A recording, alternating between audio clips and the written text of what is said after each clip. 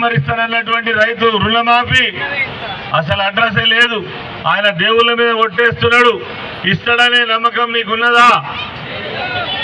రుణమాఫీ చేస్తాడనే నమ్మకం మీకుందా? 4000 పెన్షన్ ఇస్తాడనే నమ్మకం మీకుందా?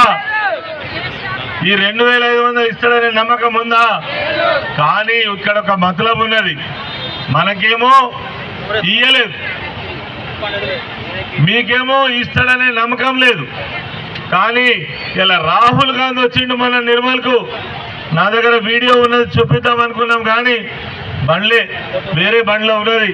ఆయన ఏం చెప్తుండంటే ఆయన హిందీలో మాట్లాడుతున్నాడు, ఒక ఆయన తెలుగులో ట్రాన్స్లేట్ చేస్తున్నాడు. తెలంగాణ రాష్ట్రంలో మేము 6 గ్యారంటీలు పెట్టినాం, అవన్నీ కూడా అమలు చేసినాం. ప్రతి ఇంటికి 2500 రూపాయలు పంపిస్తున్నాం.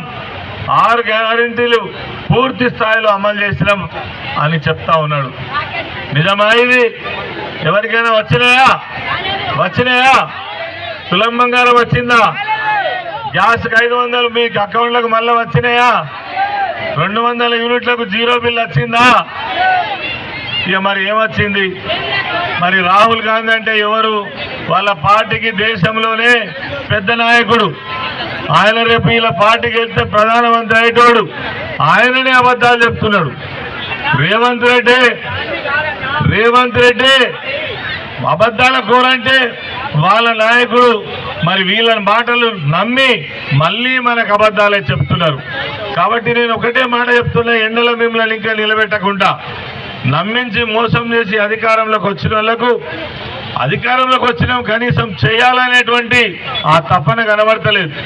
ఎవరైనా అడిగితే తొక్కిస్తారట, సంపిస్తారట, లాగుల తొండలకు జొరగొడతారట, పేగులు మెడకేసుకుంటారట, మానవ బాంబాయి పేలుతారట, కళ్ళు గుడ్లు తీసి గోళీలు ఆడుకుంటారట, చింత పరిగెలతోటి కొట్టేస్తారట. ఇది ముఖ్యమంత్రి మాట్లాడుతున్న మాటలు. కాబట్టి నేను అనేది ఏంటంటే వాళ్ళకు ప్రజల మీద దృష్టి లేదు. ఉంటే పోయిన సంవత్సరం ఈ దినానికి ఏ చెర్లనన్నా నీళ్ళు లేకుండా ఉండేనా? మంచినీళ్ళకి ఇబ్బంది అయిందా? ఎన్నడన్నా కొనుగోలు కేంద్రాల కాడ ఇబ్బంది అయిందా? ఇలా కొనుగోలు కేంద్రాల కాడ కొనేటోళ్ళు లేరు. ఇంకా మిల్లులకు అలాట్మెంట్ లేదు. వేడి తగ్గిపోతుంది. వర్షాలు వస్తున్నాయి, వడ్లు కొట్టుకపోతా ఉన్నాయి. ఇవన్నీ కూడా పరిపాలన చేతగానటువంటి వాళ్లకు మనం చేతికి అందజేసినాం. మరి ఇప్పుడు కేసీఆర్ గారి బస్సు యాత్ర బయలుదేరింది. ఎందుకోసం అంటే చేస్తాం అని ఒక అబద్ధం మాట్లాడిండ్రు. ఏమని? ఓ డేట్ ఇచ్చిండ్రు, మళ్ళా దాన్ని ఎలక్షన్ కమిషన్ ఆపరేట్ చేసిండ్రు. వేసేటోడైతే ఈ 3 నెలలు లేకపోనా తెచ్చిన పైసలు ఏడికి పోయినాయి?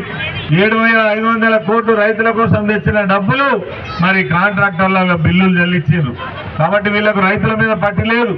అందరినీ మోసం చేసిండ్రు. మా మహిళా తల్లులను మోసం చేసిండ్రు, రైతులను మోసం చేసిండ్రు.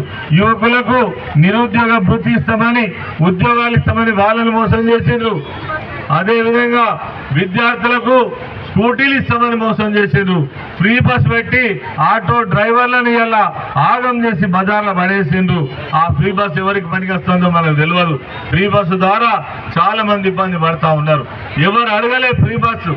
మాకు బతుకుదెరువు చూపిస్తే, మాకు నీళ్ళు ఇస్తే, కరెంట్ ఇస్తే, ఉద్యోగాలు ఇస్తే బతుకుతామని ప్రజలు ఆలోచిస్తారు తప్ప ఫ్రీ బస్సు పెడితే కాదు.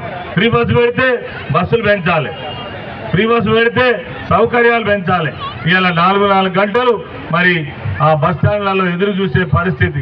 కాబట్టి ఇవన్నీ ఉన్నాయి. మరి ఎన్నికలలో మళ్ళా కేసీఆర్ గారికి బలం రావాలంటే ఖచ్చితంగా కారు గుర్తుకు ఓటేయాలని మిమ్మల్ని అందరినీ కూడా నేను హృదయపూర్వకంగా కోరుకుంటున్నా. అదేవిధంగా నేను సింగరేణి బిడ్డను. బెల్లంపల్లి అంటేనే సింగరేణి కార్మికులు పనిచేసేటువంటి ప్రాంతం. గోదావరి కనిలో పుట్టి పెరిగిన వాడిని. 26 సంవత్సరాలు మా తండ్రితో పాటు మా అన్నదమ్ములందరూ కూడా సింగరేణి కుటుంబం. సింగరేణిలో ఉద్యోగస్తునే కాకుండా సింగరేణి నాయకునిగా కూడా అనేక మార్లు సింగరేణి కార్మికుల సమస్యల కోసం జరిగిన ఉద్యమాలలో పాల్గొన్నటువంటి వాడిని. 2-3 సందర్భాలలో అరెస్టు చేసి జైల్లో కూడా పెట్టినటువంటి చరిత్ర ఉన్న వాడిని. రేపు నాకు కార్మికుల పక్షాన ఏదైనా అన్యాయం జరిగినా, రేపు ఐటీ ఎగ్జామ్షన్ కావాలన్నా, పెన్షన్ విధానంలో మార్పు రావాలన్నా, ఇక్కడ అభివృద్ధి కావాలన్నా నాకుంటది ఆరాటం, మీ దుర్గం చిన్నయ్య గారికి ఉంటుంది తప్ప హైదరాబాద్ నుంచి వచ్చినటువంటి వాళ్ళకు ఈ ఆరాటం ఉండదు. వాళ్ళకి ఎంతసేపు వాళ్ళ చూపెట్టి ఉంటుందంటే హైదరాబాద్ దిక్కుంటుంది, వాళ్ళ ఆస్తుల దిక్కుంటుంది, వాళ్ళ కంపెనీల దిక్కుంటుంది, మన దిక్కు ఎందుకుంటుంది? మరి ఇక్కడ పోటీలో ఓ కంపెనీలకు యజమాని ఒకవైపు ఉన్నాడు, ఓ కార్మికులకు నాయకుడిగా పనిచేసినటువంటి కొప్పుల ఈశ్వరు మన తరఫున ఉన్నాడు. నిజంగా మీ అందరి దీవెన ఉంటే కార్మిక పక్షపాతిగా మీ అందరికీ ఎల్లవేళలా అందుబాటులో ఉండి మరి మన సంక్షేమం కోసం, అభివృద్ధి కోసం, మన హక్కుల సాధన కోసం మీకోసం పోరాటం చేస్తాను. ఈ సందర్భంగా మనం చేస్తాం. చేరిండ్రో సమాధానం చెప్పాలి వాళ్ళు. మేమైతే మీ పక్షాన, మేం ప్రజల మధ్యలో బతికే వాళ్ళం, మీ మధ్యలో ఉంటాం. నేను చస్తే, మా ఈశ్వరన్న చస్తే ఇదే గడ్డ మీద సమాధి చేస్తారు. ఇదే వివేక్, ఇదే వినోద్, ఇదే ఇప్పుడు పోటీ చేస్తున్నటువంటి వాళ్ళు రేపు చనిపోతే హైదరాబాద్ బంజారా హిల్స్లో పెడతారు. గుర్తుపెట్టుకోండి మీరు. ఇవాళ సీఎం రిలీఫ్ ఫండ్ కావాలంటే నేను మీ మధ్యలో ఈ ఎమ్మెల్యే క్యాంప్ ఆఫీసులో ఉండేటోని, మంచైనా చెడైనా ఏ టైంకు మీరు వచ్చినా ఎక్కడంటే అక్కడ మీతో మీ సమస్య నేను పరిష్కారం చేసిన. కానీ అలా సీఎం రిలీఫ్ ఫండ్ కావాలంటే మనిషి దొరకడు, ఎల్ఓసి కావాలంటే మనిషి దొరకడు, ఓ చెత్త తీయాలంటే మనిషి దొరకడు, ఓ నాలి తీయాలంటే మనిషి దొరకడు. మీరు ఆలోచన చేయండి అని చెప్పేసి మిమ్మల్ని అందరూ నేను ప్రార్థిస్తూ, మరి నేను ఎక్కువ దూరం మాట్లాడకుండా ఒకటే ఇవాళ వివేకుని మనం అందరం కలిసి అడగాలి. ఇవాళ వివేక్ గతంలో ఏం మాట్లాడిండు? కేసీఆర్ది కుటుంబ పాలన అని మాట్లాడిండు. ఇవాళ ఈ ప్రాంతంలో 3 రిజర్వేషన్లు వస్తే 3 రిజర్వేషన్లు కూడా తమ్ముడు ఒకడు, అన్న ఒక్కడా, ఇలా కొడుకు ఒక్కడా పోటీ చేస్తున్నాడు. ఇక దళితులు లేరా? కాంగ్రెస్ పార్టీలో దళితులు లేరా అని చెప్పేసి నేను అడుగుతున్న సూటిగా వివేకును. ఇవాళ అందుకే మీరందరూ ఆలోచన చేయాలి. ఇక్కడ వచ్చిన వాళ్ళందరూ ఇవాళ సాయంత్రం ప్రతి వాళ్ళ చర్చ పెట్టాలి. మీరందరూ కలిసి ముచ్చట పెట్టాలి. సీరియల్ చూసిన తర్వాత అందరూ కలిసి బయటకు వెళ్ళి ముచ్చట్లు పెట్టుకోవాలి. సీరియల్ అయిపోగానే మంచిగా ముచ్చట పెట్టుకొని కారుగురు మొన్న ఎన్ని వేలు అయితే మనకు లాస్ అయిందో అంతకంటే డబల్ ఇక్కడ బీఆర్ఎస్ పార్టీకి ఓట్లేయాలని చెప్పి చేతులు జోడించి మిమ్మల్ని అందరూ నేను ప్రార్థిస్తూ ఈశ్వరన్న గారు మాట్లాడాల్సిందిగా ప్రార్థన. మళ్ళీ ఎన్నికలు వచ్చినాయి, మళ్ళా ఓట్లేయాలి. మే 13వ తారీఖున, అంటే ఇంకా కరెక్ట్ 5 రోజులుంది. ఆ ఎన్నికల్లో వేల కోట్ల రూపాయలుండి లక్షల కోట్ల రూపాయలు ఉన్నటువంటి హైదరాబాదులో నివాసం ఉన్నటువంటి ఒక వ్యక్తికి మన మధ్యలో ఉంటూ రాష్ట్రంలో మంత్రిగా సింగరేణి కార్మికునిగా 26 సంవత్సరాలు బొగ్గుబాయిలో పనిచేసి 26 సంవత్సరాలు కార్మిక నాయకునిగా పనిచేసి మన మధ్యలో పేదవాళ్ళ మధ్యలోనే తిరుగుతూ ప్రజల మధ్యలోనే ప్రజల కోసం పోరాడుతున్నటువంటి ఈశ్వరన్నకు జరుగుతున్నటువంటి పోరాటం ఎన్నికలు రేపు జరగబోయే 13వ తారీఖు ఎన్నికలు. మన పార్టీ బీఆర్ఎస్ పార్టీ పక్షాన కేసీఆర్ గారు ఈశ్వరన్న గారికి టికెట్ ఇచ్చి పంపించారు. అదే ఇవాళ కాంగ్రెస్, అదే చేయి గుర్తు వాళ్ళు మళ్ళీ మొన్న మీరు ఎన్నికల్లో నన్ను ఓడగొట్టి నవ్వుతారు, ఓడగొట్టి రాలేదా? నన్ను ఓడగొట్టి గెలిపించినటువంటి హైదరాబాద్ నుండి వారానికి 15 నెలకొక్కసారి వచ్చి చుట్టపు సూపుగా తిరిగిపోయే ఇక్కడి ఎమ్మెల్యే తమ్ముడి కొడుకు ఇవాళ నిలబడి రేపు మళ్ళీ మీరు ఓట్లేసే మనిషి. ఇవాళ చెన్నూరు నుంచి ఎమ్మెల్యేగా ఉన్నాడు వాళ్ళ నాయన. వాళ్ళ తాత వెంకటస్వామి గారు 60 సంవత్సరాలు మంత్రిగా పనిచేసారు, ఎమ్మెల్యేగా పనిచేసారు, ఎంపీగా పనిచేసారు ఈ ప్రాంతంలో. ఇప్పుడు ఎంపీ అభ్యర్థి వాళ్ళ తండ్రి కూడా ఈ పెద్దపల్లి పార్లమెంట్లో 5 సంవత్సరాలు ఎంపీగా పనిచేసారు. ఇగో వాళ్ళ కుటుంబం మనిషే మళ్ళీ వస్తున్నాడు. వాళ్ళ కొడుకే బంధువు కాదు, వాళ్ళ కొడుకే ఇవాళ మళ్ళీ ఓట్లేయండి మేము బాగా అభివృద్ధి చేస్తామని చెప్పేసి తిరుగుతున్నారు. మొన్న ఇక్కడికి కూడా వచ్చారు. ఇక్కడ మా కూరగాయలమ్మ తల్లి అడిగింది, ఏమయ్యా ఎండకు కూర్చొని అమ్ముకుంటున్నాం, పోయిన ఎమ్మెల్యే గారికి పోయి బంగ్లా కట్టించారు, కంప్లీట్ అయిపోయింది, కొంచెం దాంట్లో మమ్మల్ని పంపియ్యంటే ఆ సంగతి నాకు తెలియదు, మళ్ళీ వచ్చినప్పుడు చూస్తా అని చెప్పి మాట్లాడిపోయాడు. ఆయనకు ఈ ప్రాంతంలో ఎక్కడ ఏ సమస్య ఉండదో తెలియదు, ఎక్కడ ఏముండదో తెలియదు. కానీ మీ అందరు మాత్రం మరి అటువంటి మనిషిని గెలిపించారు. మీ తప్పు కాదు, మీ తప్పు కాదు. ఎందుకంటే మీరు నమ్మిరు. కేసీఆర్ గారు 1,00,000 రూపాయలు ఇస్తున్నాడు, కళ్యాణ లక్ష్మి మంచిగానే ఉండదు, కానీ తులం బంగారం ఇస్తానంటున్నాడు రేవంత్ రెడ్డి అని నమ్మారు మీరంతా. కరెక్టేనా? కరెక్టేనా? రేవంత్ రెడ్డి ఏం చెప్పిండు?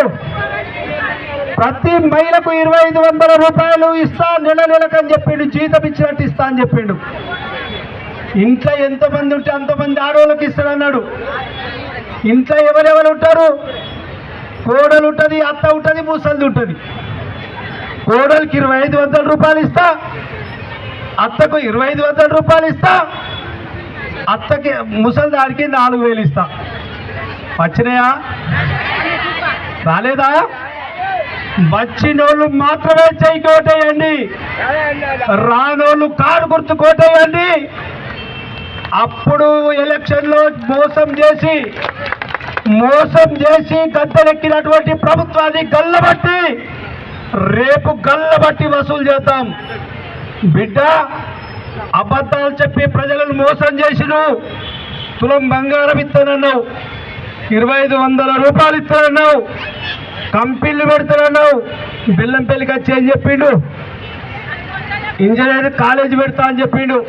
నా సొంత పైసలతోని మెడికల్ కాలేజ్ పెడతా అని చెప్పిండు. ఇవన్నీ పెట్టకపోతే బిడ్డ నీ సంగతి చూస్తామని చెప్పేసి కొట్లాడడానికే ఈ గులాబీ జెండా కొట్లాడుతుంది. కాబట్టి ఈశ్వరన్న గారిని మీరు గెలిపియండి.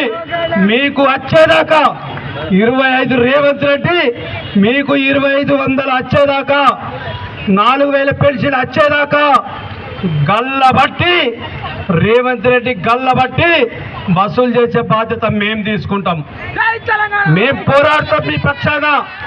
మీరు ఏదైతే ఎండకొచ్చి నిలబడ్డారో ఇదే ఎండకు మీకు రాకపోతే మీ ఎంబడి మేము ఉంటాం.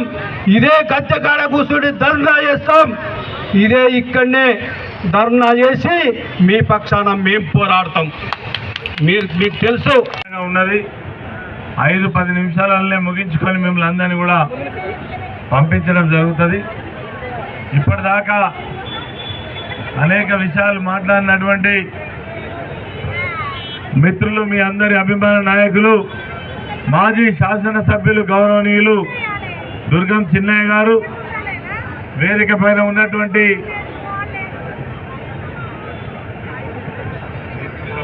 వేదిక మీద ఉన్న మా నాయకులందరికీ, ఇంత ఎండగా ఉన్నప్పటికీ కూడా మేము రమ్మని పిలవగానే మా కోసం ఇచ్చేసి ఈనాడు జరుగుతున్నటువంటి ఎన్నికలలో తప్పకుండా బీఆర్ఎస్ పార్టీకి మద్దతు చేద్దామని, కేసీఆర్ గారికి మరింత బలాన్ని ఇద్దామని పార్లమెంటు అభ్యర్థిగా నిలబడ్డటువంటి నాకు మీ యొక్క సహకారాన్ని అందిద్దామని ఇక్కడ దాకా వచ్చి నన్ను ఆశీర్వదించినటువంటి మీ అందరికి కూడా హృదయపూర్వక నమస్కారం తెలియజేస్తా ఉన్నాను. నిజంగా తెలంగాణ రాకముందు మనం ఎట్లుంటివి, మన ప్రాంతం ఎట్లుండే, తెలంగాణ వచ్చిన తర్వాత సమూలమైనటువంటి మార్పు జరిగిందా జరగలేదా ఒక్కసారి మీరే చెప్పండి. జరిగిందా జరగలేదా? తెలంగాణ రాకముందు 24 గంటల కరెంట్ ఉందా? ఇంటింటికి మంచినీళ్ళు ఉన్నాయా? వ్యవసాయాలు సాగినాయా? కళ్యాణ లక్ష్మి ఉన్నదా? కేసీఆర్ కిట్ ఉన్నదా? హాస్పిటల్లో కాన్పులు జరిగినాయా? 13,000 రూపాయలు ఇచ్చిరా ఇయ్యలేదా? ఊర్లలో రోడ్లు పడ్డాయా? మెడికల్ కాలేజీలు వచ్చిందా లేదా? కొత్త జిల్లాలు అయినాయా కాలేదా? కొత్త మండలాలు అయినాయా కాలేదా? కొత్త గ్రామ పంచాయతీలు అయినాయా కాలేదా? అదేవిధంగా రెసిడెన్షియల్ స్కూళ్ళు వచ్చినాయా రాలేదా?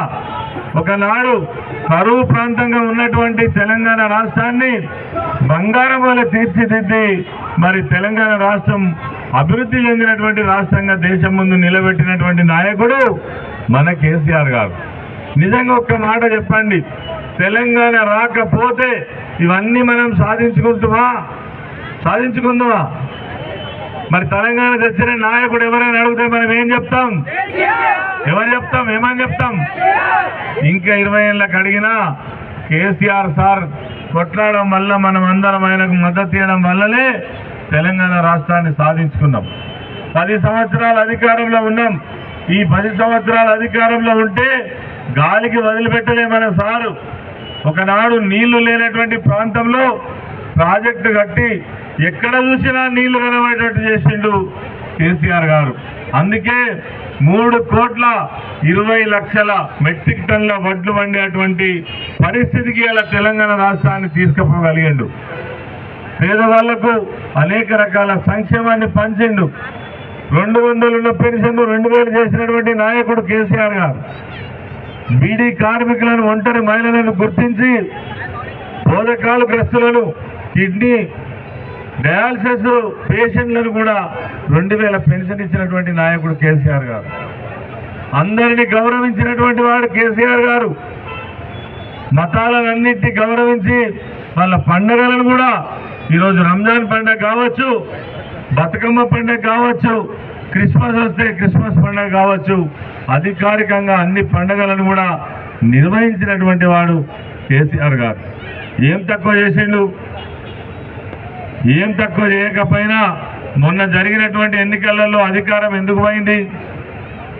తప్పులు ప్రచారం చేసి ఆయనను బదనాం చేసి అవినీతి అంటగట్టి అదేవిధంగా అప్పుల పాలు చేసిందని లేనిపోని మాటలు ప్రజలకు చెప్పి ఒక అబద్ధాన్ని 10 సార్లు పదే చెప్పి ప్రజలు నమ్మేలాగా చేసిండ్రు. అదేవిధంగా 6 గ్యారంటీల పేరిట అరిచేతుల వైకుంఠం చూపించారు. నమ్మరా?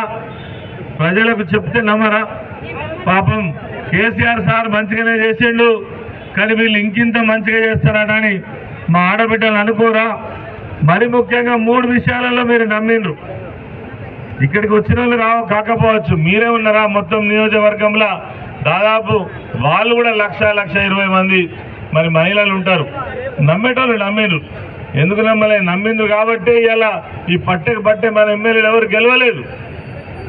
2,500 రూపాయలు ప్రతి నెల 1వ తారీఖు రేషన్ కార్డు ఉన్నటువంటి 18 ఏళ్ళు నిండినటువంటి ప్రతి వాళ్ళకి ఇస్తామంటే నమ్మరా? పేదవాళ్ళు ఉన్నారు. అరే ఏదేమన్నా కావచ్చు, ఓ 2,500 రూపాయలు ఇస్తారంటే ఖచ్చితంగా నమ్ముతారు. అదేవిధంగా పాపం పెద్ద మనిషి కళ్యాణ లక్ష్మి ఇచ్చిండు, మళ్ళీ ఓ తులం బంగారం కలిపి ఇస్తారంటే నమ్ముతాం కదా.